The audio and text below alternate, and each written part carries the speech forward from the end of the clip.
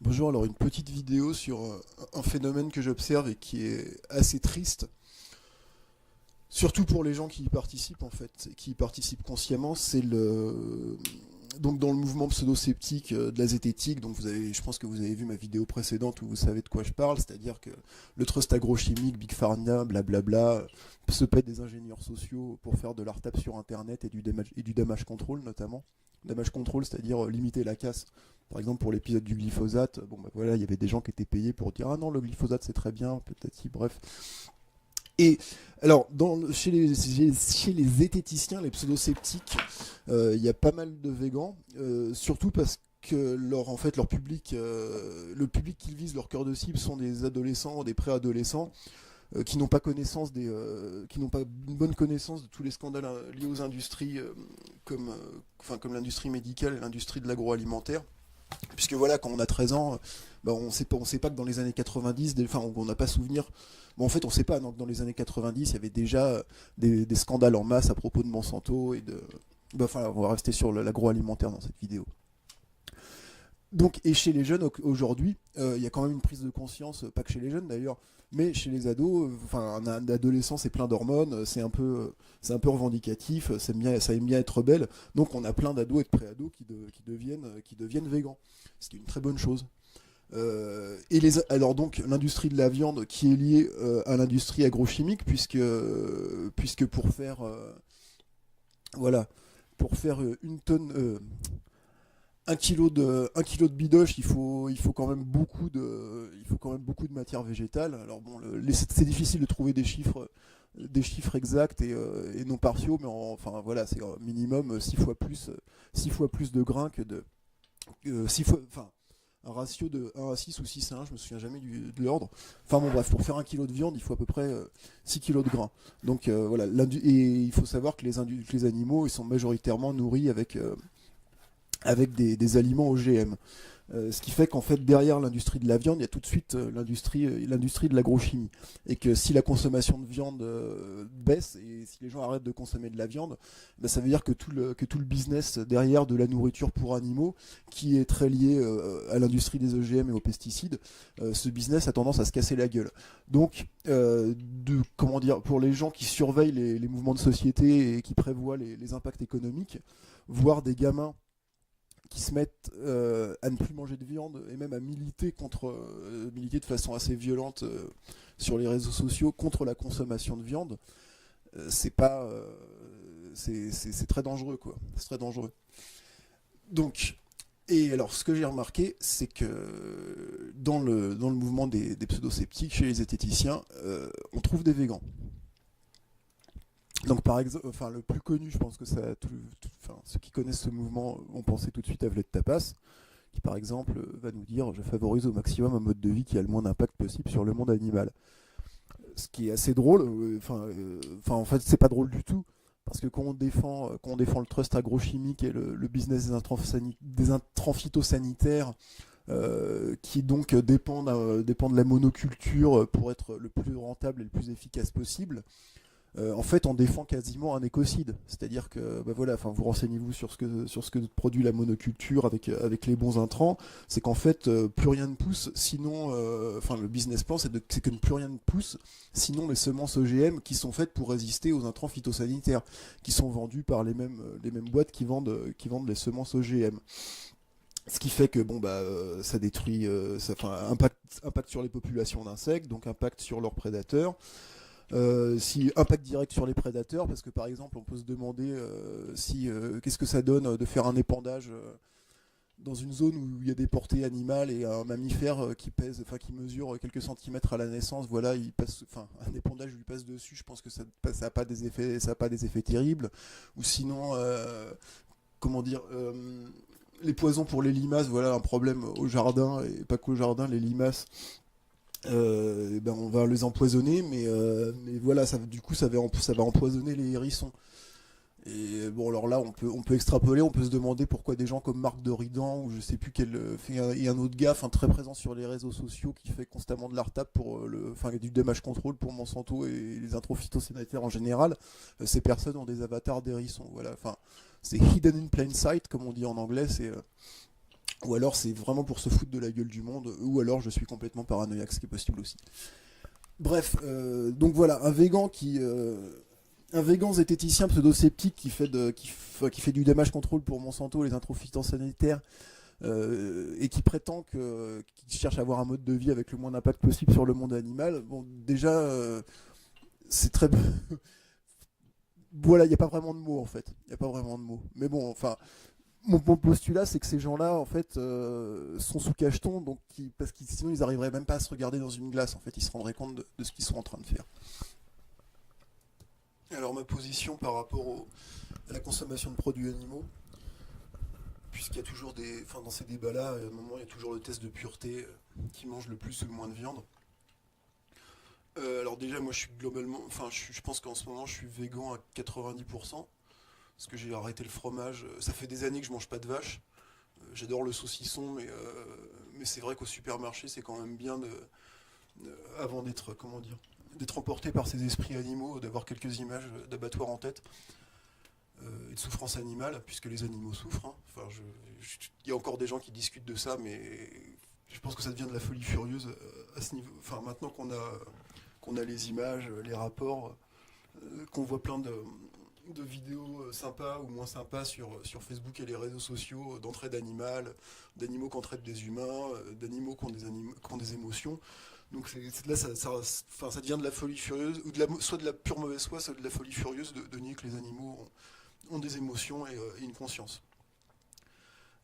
Donc voilà, moi, enfin, ma consommation de produits animaux est extrêmement réduite. Comme je l'ai de tapas, je suis flexitarien, voilà, quand je vais chez des amis, ce qui ne m'arrive pas souvent puisque je n'ai pas d'amis, enfin, je vais consommer des produits animaux, mais sinon, bah, enfin, ça fait... Enfin, je pense qu'à 90%, je suis végan. Et je suis donc, enfin voilà, à l'écran, la citation d'Isaac Bashevis Singer qui est souvent utilisée. Alors, il fait parler un personnage dans son roman, hein. Mais bon, c'est quand même ce qu'il pense, c'est-à-dire que pour les animaux, on va rajouter d'élevage, la vie, enfin, tous les humains sont des nazis et la vie est un éternel Treblinka. Alors, on peut hurler au point Godwin et dire ah c'est n'importe quoi comme comparaison, mais c'est pas si n'importe quoi que ça, puisque pour les nazis allemands, pas qu'allemands d'ailleurs, il y a des races, qu'il y a des races supérieures, des races inférieures, et qu'il est loisible, voire même bénéfique pour les races supérieures de régner sans partage sur les races inférieures et de les faire crever à bas merci. Donc dans les camps de concentration, bah, les prisonniers, enfin les déportés, enfin comment appeler ça, qui pouvaient travailler, on les faisait travailler, et puis ceux qui n'avaient pas assez de force physique pour travailler, bah, on les exterminait. C'est un peu ce qui se passe par exemple dans l'élevage des volailles, puisque un poussin femelle va être grandi pour qu'elle puisse pondre des œufs. Un poussin mâle va être broyé pour en faire des nuggets, parce que s'il ne pond pas d'œufs, donc il ne rapporte rien. Et autant le broyer tout de suite pour en faire des nuggets. La logique qui est derrière, c'est exactement la même, hein. C'est le contrôle du vivant, euh, et son exploitation monstrueuse. Donc voilà, mon opinion pour le test de pureté, comment dire, c'est que bah, la boucherie industrielle, c'est quelque chose de monstrueux. Et alors ensuite, effectivement, je ne suis pas végan à 100%, mais de ce que j'ai vu du mouvement végan ou des végétariens, il vaut mieux vivre ces contradictions en pleine conscience, c'est-à-dire que bah, tant qu'on est, enfin, je veux dire, tant qu'on a encore des pulsions pas terribles, bah, on va au supermarché et puis à un moment on va s'acheter un saucisson et une plaquette de beurre pour se faire des putains de tartines, voilà, mais on peut le faire en conscience, en sachant parfaitement qu'on est en train de, comment dire, d'encourager à un faible niveau certes, mais d'encourager quand même bah, cette industrie de mort et d'asservissement du vivant, plutôt que de rejeter ces contradictions et ces pulsions à l'arrière-plan de son psychisme, ce qui donne des gens extrêmement violents parfois et qui vont consommer des produits animaux en cachette. Un peu comme les gens enfin, les personnes boulimiques qui ont un problème avec la nourriture vont à un moment craquer et se faire un bon gavage et ensuite se détester, et ensuite rejeter cette détestation sur autrui. Enfin voilà, c'est bon pour personne. Donc voilà, pour le test des puretés, vous pouvez dire à 90% végan, vous pouvez m'insulter. Ah, mais t'es pas végan, gna gna gna gna gna. Excusez-moi, j'avais mal réglé OBS, donc la citation est là. Alors, autre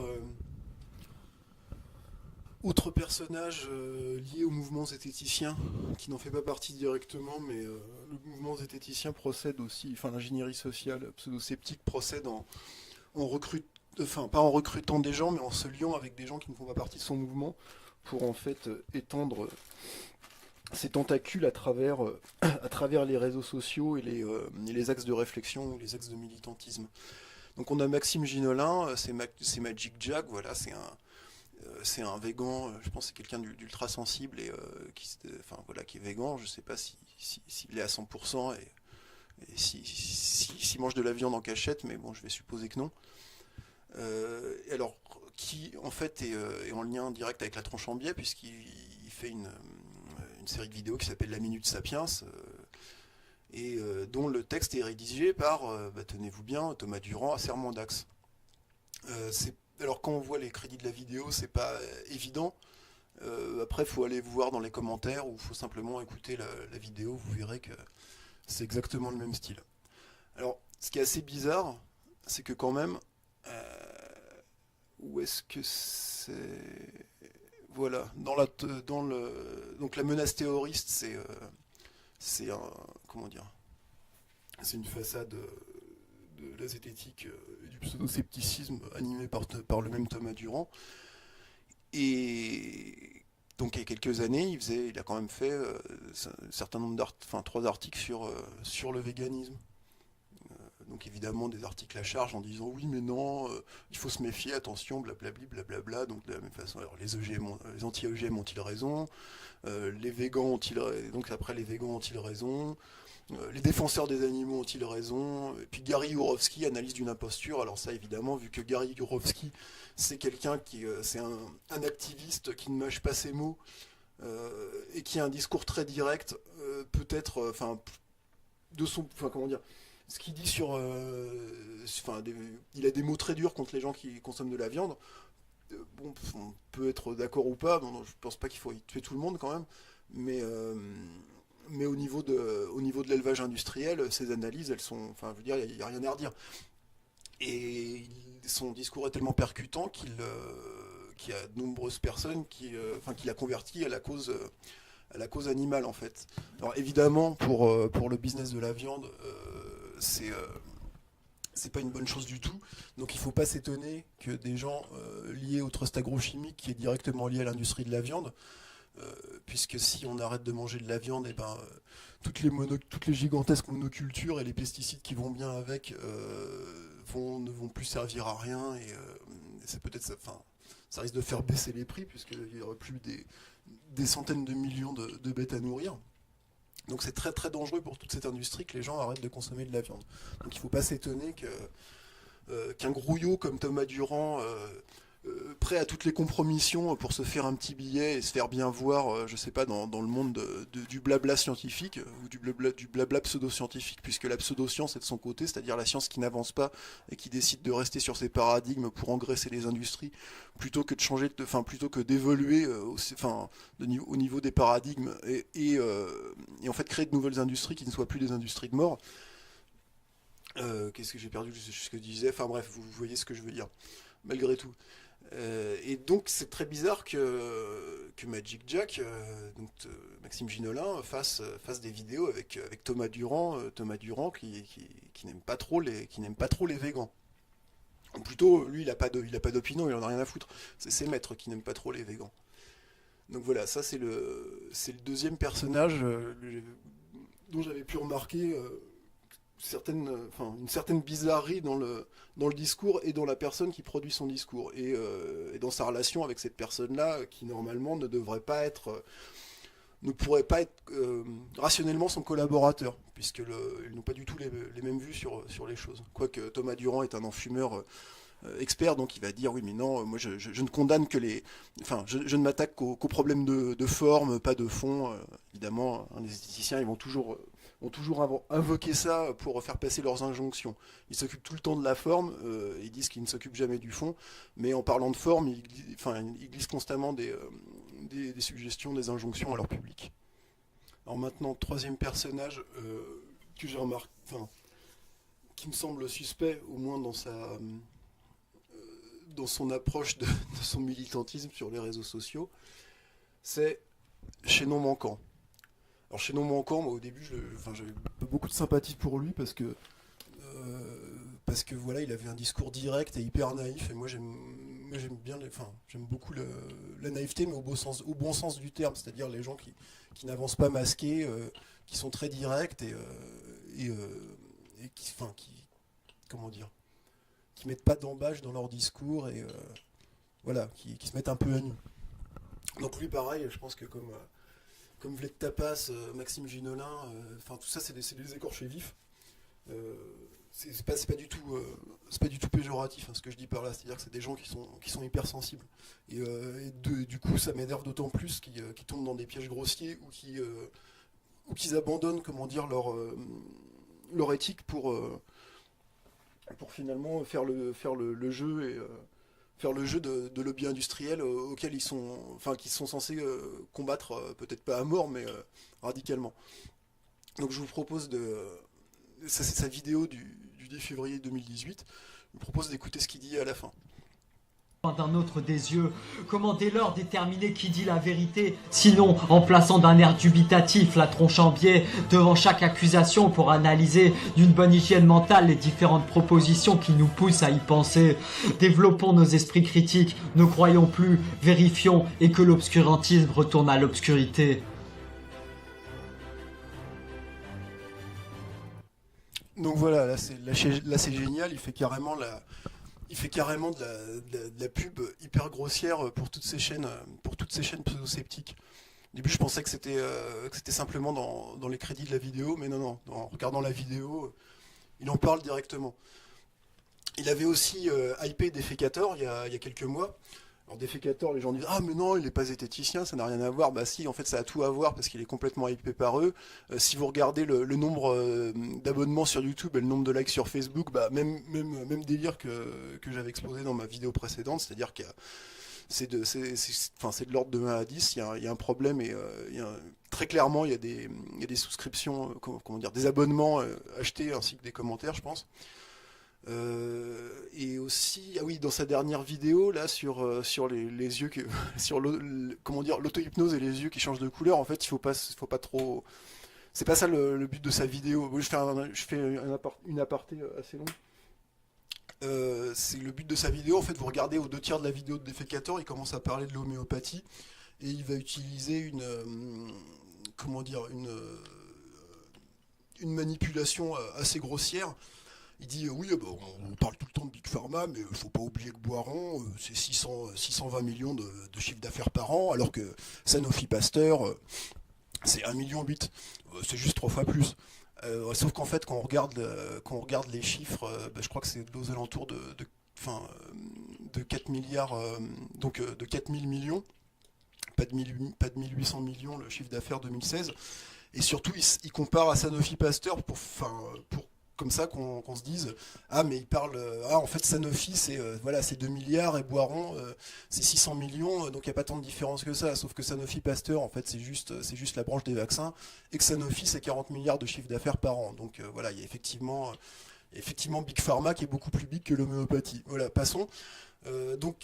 Chaînon Manquant fait la promotion de chaînes zététiciennes, il le fait de façon flagrante. Et encore une fois, ces chaînes volent toutes à la défense, volent toutes au secours du trust agrochimique. À chaque fois qu'il y a un problème, à chaque fois qu'on commence à en parler un peu sur les réseaux sociaux. Donc il suffisait de voir ce qui s'est passé avec le glyphosate. Regardez ma vidéo précédente, Bunker D, membre de l'Aztec, la tronche en biais invite Bunker D pour parler de l'agroalimentaire. Il vient nous faire sa petite manipulation mentale sur ce sujet-là. Mais après, ça ne dérange pas du tout un Chaînon Manquant de faire de la pub pour la tronche en biais, qui roule très clairement pour Monsanto. Et encore une fois, trust agrochimique et industrie de la viande, c'est directement lié. Alors, c'est d'autant plus triste que confronté à ce genre de choses, je vous mettrai les liens en dessous si j'y pense, c'est que chez Non Manquant, enfin je lui ai dit clairement sur sa page Facebook et sur un commentaire qu'il a laissé en dessous de la dernière vidéo de Tatiana Ventose, là je me souviens plus du nom de sa chaîne, parce qu'il voulait, enfin il disait en gros à son public de venir mettre en commentaire que oui, défendre les agriculteurs c'est bien, mais il faut quand même penser aux animaux. Et donc je l'ai confronté là-dessus, je lui ai dit mais pourquoi est-ce que tu fais la promotion de chaînes qui sont liées au trust agrochimique et donc à l'industrie de la viande. Et là il dit ah mais non je les connais pas, je les relais que de loin en loin, enfin bon il s'est il s'est assez mal défendu, c'était pas très crédible. Alors pourquoi est-ce que ces gens-là, pourquoi est-ce que ces végans sont rattachés au mouvement sceptique, pseudo-sceptique, aux zététiciens, voire en font carrément partie, comme c'est le cas de Vled Tapas. Bon, bah, je crois que vous avez compris maintenant, après tous mes bégaiements et mes dans le micro, que le trust agrochimique et l'industrie de la viande sont intimement liés et qu'il y a un grave problème de rationalité et de cohérence à soutenir des gens qui sont des larbins du trust agrochimique et en prétendant soi-même être contre l'industrie de la viande. Alors, qu'est-ce que Cointel Pro? Voilà, programme de contre-intelligence. Ça date pas d'hier, ça date même peut-être pas des années 60, ça date sans doute du début des sociétés.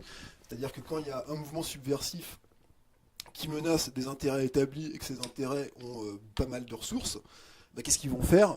Ils vont infiltrer ces mouvements-là pour voir ce qui se passe à l'intérieur.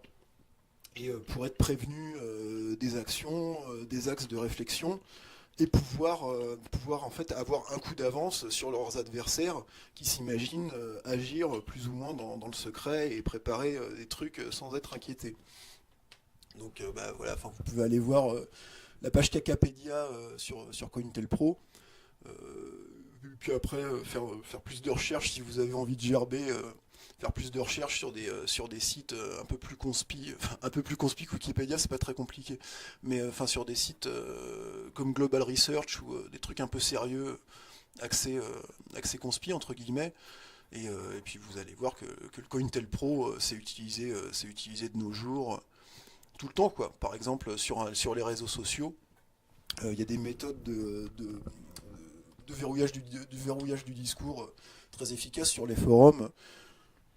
Bon, je pense que vous avez déjà vu toutes les méthodes qu'ils utilisent. Alors, c'est pas du tout, du point de vue de l'industrie de la viande, qui est, rappelons-le toujours, lié au trust agrochimique, qui est un des annonceurs principaux des pseudo-sceptiques zététiciens. De leur point de vue, c'est totalement logique d'infiltrer les mouvements végans, justement pour avoir un coup d'avance sur eux. Alors maintenant, la question c'est qui est un agent infiltré et qui est un agent retourné.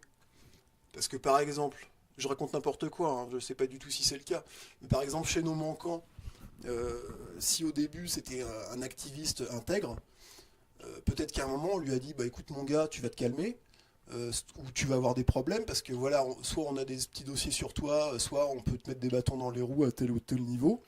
Et puis alors tu peux continuer à chouiner sur les veaux, comme un veau, mais tu vas faire de la retape pour nos chaînes pour équilibrer tout le bordel. Voilà, sinon voilà, tu vas avoir des problèmes. Donc peut-être qu'il a subi un coup de pression comme ça, et je pense que quand on est hypersensible, on n'a pas les reins très solides et que voilà, on peut facilement se faire retourner. Donc donc chez Non Manquant, voilà, je t'ai dit, hein, je t'ai d'ailleurs donné en commentaire sous la vidéo de Tatiana Ventose, là, je t'ai donné mon nom, je m'appelle Jean-Baptiste Rochet, je t'ai donné mon numéro de téléphone 06 84 50 89 79. Si tu veux, tu peux m'appeler pour m'expliquer pourquoi tu t'es mis à faire la promotion de ces chaînes qui sont en lien direct avec l'ingénierie sociale du trust agrochimique, ce qui n'a encore une fois aucun sens quand on est un activiste végan de soutenir ces ennemis du vivant qui font, dont les annonceurs comment dire, commettent un écocide complètement au calme, parce que voilà, une fois que tu as des sols morts et un biotope mort, bah t'es bien, enfin, si tu veux faire pousser des trucs, t'es bien obligé d'acheter de l'engrais, d'acheter de l'engrais aux mêmes gens qui t'ont vendu tes semences, enfin, préférablement pour OGM et tous les intrants qui vont avec. Donc ça n'a strictement aucun sens que tu soutiennes ces gens-là. Et voilà, moi je suis curieux d'entendre tes explications. Et même chose pour Maxime Ginolin, hein, Magic Jack. Enfin, toi je t'ai pas encore parlé parce que je sais pas, enfin bref. Ça n'a pas. Enfin. Comment dire, d'ailleurs, je sais pas pourquoi. Non, mais c'est juste parce qu'en fait, je trouve pas ton travail très intéressant, alors que celui de Chaînon Manquant, je le trouvais beaucoup plus intéressant. Voilà. Et puis bon, bah, Vled Tapas. Voilà, tu me fais tellement de peine. J'ai pas grand chose à te dire, quoi. À part qu'il faut peut-être arrêter les médicaments parce que je pense pas que ça va soigner tes tics nerveux. Donc voilà, bah, c'est à peu près tout. Donc en résumé, je vais le répéter pour la 10e fois parce qu'il y a vraiment des gens qui ont des problèmes à comprendre, notamment les pré-ados et ados à la cervelle lavée par la zététique. Le trust agrochimique est en lien direct avec l'industrie de la viande, puisque la nourriture des animaux, je crois qu'en Europe aussi, il y a quand même des OGM dans leur nourriture. Donc c'est de la nourriture qui pousse en monoculture, gavée d'intrants, phytosanitaires entre guillemets, et que vu la quantité de nourriture végétale qu'il faut pour produire 1 kilo de viande, moins les gens vont consommer de viande, plus l'industrie de la monoculture intensive et industrielle va se casser la gueule. Et après, le problème aussi, c'est ils ne pourront plus justifier, ils ne pourront plus utiliser leurs arguments fallacieux du genre ah mais si on change de mode de culture, si on arrête l'agrochimie, on va tous mourir de faim. Ça c'est l'argument qui est utilisé tout le temps, hein, enfin la manipulation émotionnelle. Donc du coup, si on arrête de manger si on réduit si on réduit énormément notre consommation de viande, eh bien du coup l'argument productiviste n'a plus vraiment aucun sens. Donc il est cohérent pour l'industrie de la viande d'infiltrer par des méthodes de contre-intelligence les mouvements végans et si possible faire taire ou retourner les activistes les plus virulents. Voilà, ou de les faire passer pour des cons, voilà, comme par exemple a fait Thomas Durand avec Gary Yourofsky. Et donc, encore une fois, moi je voudrais savoir comment est-ce que ces gens-là justifient en fait de leur affiliation directe ou de leur soutien à des mouvements, aux mouvements zététiciens et pseudo-sceptiques qui fait de l'ARTAP et du damage control pour le trust agrochimique. Donc voilà, bon bah Vled Tapas, t'es de la tronche en biais, mais vu que t'as quand même un peu de soucis psychologiques à mon avis, je pense que, à mon avis c'est pas la pire de tes contradictions, mais j'ai rien contre toi, hein. Enfin, moi je pense que, à mon avis t'es simplement une victime qui est mal tombée, et voilà, t'es pris dans un circuit dont tu vas avoir beaucoup de mal à t'extraire.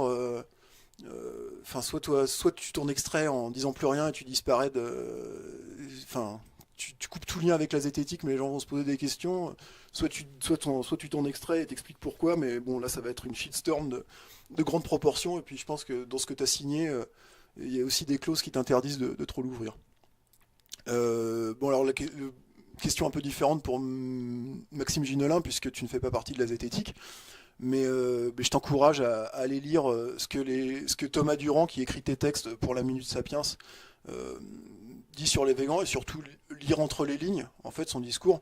Il s'occupe pas du tout du fond, il n'est pas là pour dire ah mais oui, non, je suis là pour pour enseigner aux végans à utiliser de bons arguments et pas des arguments fallacieux, pas d'appel à l'émotion. Alors ça, voilà, par exemple, ça c'est la pierre angulaire, c'est pas la pierre angulaire, mais c'est un argument énormément con dans le discours zététicien, c'est-à-dire qu'il faudrait pas invoquer l'appel à l'émotion pour dire qu'il faut pas manger d'animaux.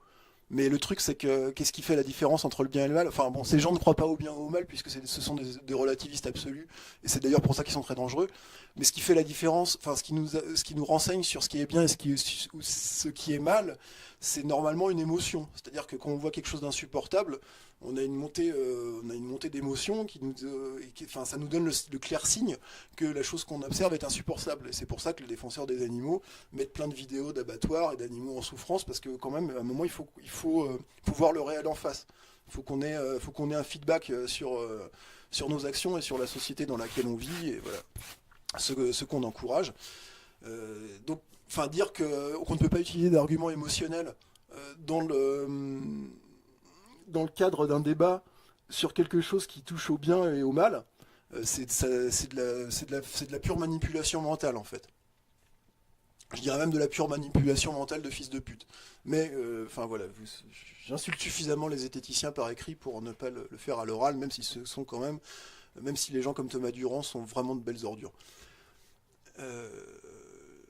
Donc voilà, et puis bah alors chez Non Manquant, je te réexplique, hein, moi j'aimais bien, où est-ce que t'es moi j'aimais bien ton travail et ta position et ta personnalité par rapport, enfin ce que tu montrais par rapport justement à la cause végan, mais c'est incompréhensible que tu soutiennes ces gens qui sont des larbins du trust agrochimique.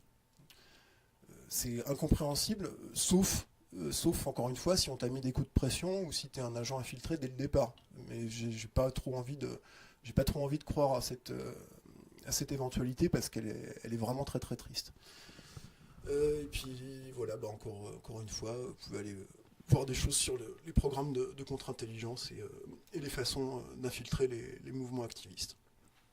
Et puis pour que la boucle est bouclée, voilà, encore une fois, pour les animaux d'élevage, tous les hommes sont des nazis, et la vie est un éternel Treblinka.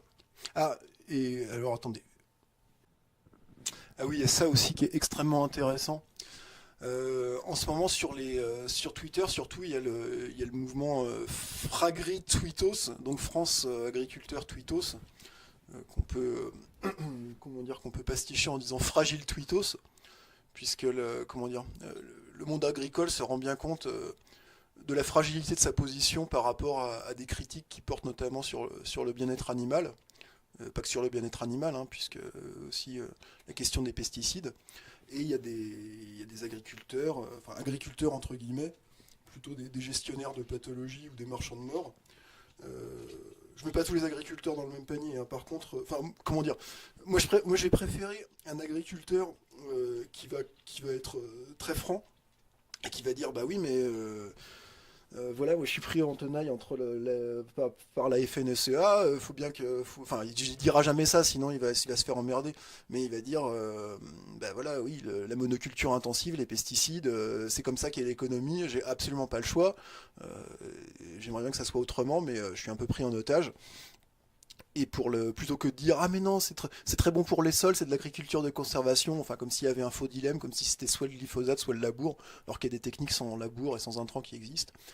Et pour les éleveurs, je serais comment dire, je trouverais raccord et cohérent un éleveur qui dirait bah voilà, mais vous adorez consommer de la viande, vous vous gavez de nuggets, vous vous gavez de morts, bah il faut bien que cette mort-là, il y a quelqu'un qui élève des animaux et qui les abatte. Donc venez pas me faire chier.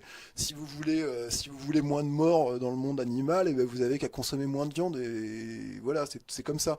Plutôt que de voir des agriculteurs comme genre Agriskippy, la ferme des vaches, qui va faire qu'on a choisi évidemment parce que il a une petite exploitation, il n'a pas énormément d'animaux et que ces animaux ont l'air effectivement plutôt en bonne santé. Et il va fournir une façade sympa pour cette industrie de mort. Et avec des vidéos hilarantes, enfin pas hilarantes du tout, mais du genre pourquoi est-ce qu'on sépare les voix à les naissances? Ah mais c'est parce que c'est bien pour eux, comme ça après ils ont moins peur des humains. Enfin bon, le genre d'argument délirant qu'on peut retrouver par exemple pour la castration des animaux domestiques. Oui, il faut castrer son chat parce que sinon il est malheureux. Enfin bref. Ça devient du pur délire quand la manipulation mentale et émotionnelle passe un certain stade. Donc il y a plein d'agriculteurs, enfin pas plein, mais il y a un nombre certain d'agriculteurs qui servent de façade au business de la viande et au trust agrochimique. Donc Agriskippy pour la bidoche, pour ce qui est simplement de la croissance des végétaux, on a Gilles VK. qui a bien ouvert sa petite gueule pendant l'épisode du glyphosate et qui s'est fait. Enfin, vous allez. C'est Gilles VK sur YouTube, et vous allez voir sur ses vidéos touchant aux intrants phytosanitaires, on va retrouver toujours les mêmes personnes dans les commentaires qui viennent prendre sa défense. Donc Inti Orozco, le mec qui est en lien direct avec Kevin Folta de Monsanto, Bunker D évidemment, et puis sinon plein de comptes poubelles sur YouTube que vous avez déjà identifiés si, comme moi, vous avez trop de temps à passer à vous énerver après des enculés. Alors donc pourquoi je parle des fragiles tweetos? Parce que donc ils sont un peu en panique sur Twitter, à essayer de dire ah mais non, on fait un métier super, on soigne la planète, on soigne les animaux, on soigne les plantes. Et c'est Agriskippy. Alors pourquoi je parle de lui? Parce que en fait c'est le gars qu'on voit au salon de l'agriculture et qui se prend la tête avec Macron sur la question du glyphosate. C'est très drôle. C'est-à-dire on fait en sorte qu'il soit, il se fait hyper sur les réseaux sociaux pour qu'on dise ah ben non, finalement les vaches elles sont bien dans l'élevage, et puis on l'envoie prendre la tête à Macron au salon de l'agriculture. Alors si on veut être conspi et vraiment paranoïaque, on peut se demander si c'est pas juste un truc mis en scène avec donc cet ingénieur social cet éleveur qui est aussi un ingénieur social. Il suffit de voir sa chaîne YouTube et ce qu'il dit sur Twitter, et le président de la République qui a besoin peut-être d'assentiment populaire, et vu que la plèbe est très remontée sur la question des pesticides, ça donne de la, comment dire, ça redore l'image de Macron qui se lève comme ça contre le glyphosate. Après, hein, moi je sais pas, c'est possible, hein, mais c'est possible aussi que ça soit mis en scène et que Macron ait vraiment envie qu'on sorte des pesticides. Donc tout est possible. Et puis de toute façon, ce président finalement m'est sympathique parce que je vois que, par exemple, la question de Notre-Dame-des-Landes, je m'attendais pas du tout à ce qu'ils prennent, à ce que le gouvernement envoie chier les industriels et prennent la défense des punks à chiens qui souhaitent préserver les têtards dans leur mare. Donc ça, très bien. Et puis j'ai envie de croire qu'au niveau de la question des intrants phytosanitaires, le gouvernement est aussi assez intelligent pour comprendre que c'est un écocide à feu doux, et qu'il faut absolument sortir de là. Donc voilà, quoi qu'il en soit, Agriskippy, la ferme des vaches, voilà, ingénieur social, mais c'est pas le premier. C'est pas le dernier. Et allez voir les fragiles tweetos, fragri tweetos sur Twitter. Twitter, c'est vraiment dégueulasse. Hein. C'est vraiment dégueulasse. C'est plein d'ingénieurs sociaux et qui se liguent les uns contre les autres pour faire taire les gens disant le contraire. Donc voilà, n'hésitez pas à aller les insulter. Par contre, prévoyez des comptes poubelles, parce que Twitter, c'est pas YouTube. Hein. YouTube, là, mes vidéos qui se sont faites signaler par les pseudo-sceptiques, YouTube les a remises. Et alors merci beaucoup YouTube, mais je pense que, à mon avis, c'est après l'épisode de Laetitia et Jean-Claude Juncker, ils ont pas du tout envie d'être suspectés de défendre des lobbies. Voilà, c'est mon interprétation. C'est peut-être pas vrai, mais en tout cas sur Twitter, ça leur pose pas du tout de problème de faire taire les gens. Bref. Et bien voilà, donc l'infiltration du mouvement végan par les acteurs de la zététique, donc par des ingénieurs sociaux larbinants pour dans le cas qui nous occupe, le trust agrochimique qui est en lien direct avec l'industrie de la viande. Donc manque de cohérence flagrant pour des activistes végans qui seraient en même temps zététiciens, qui seraient dans la zététique actuelle, ou qui feraient la promotion de chaînes zététiques. Voilà, et bien je vous souhaite un très bon week-end, et à bientôt.